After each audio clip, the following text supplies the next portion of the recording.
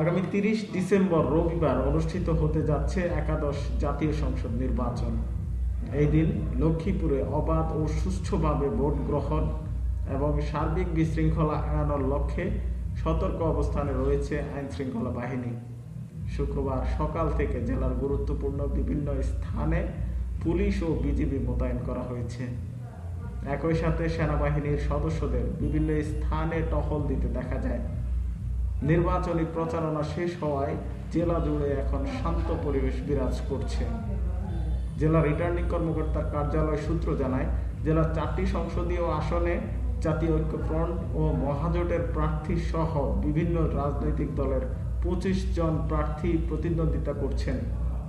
এসব আসনে মোট 12,34,304 জন ভোটার তাদের ভোটাধিকার প্রয়োগের অপেক্ষায় রয়েছেন। নিজ নিজ কার্যালয় থেকে নির্বাচনী কার্যক্রম চালিয়ে যাচ্ছেন প্রার্থীরা। এছাড়াও পুলিশ প্রশাসনের পক্ষ থেকে জেলার 446টি কেন্দ্রের মধ্যে 346টি ভোট কেন্দ্রকে গুরুত্বপূর্ণ হিসেবে চিহ্নিত করা হয়েছে বলে জানা গেছে।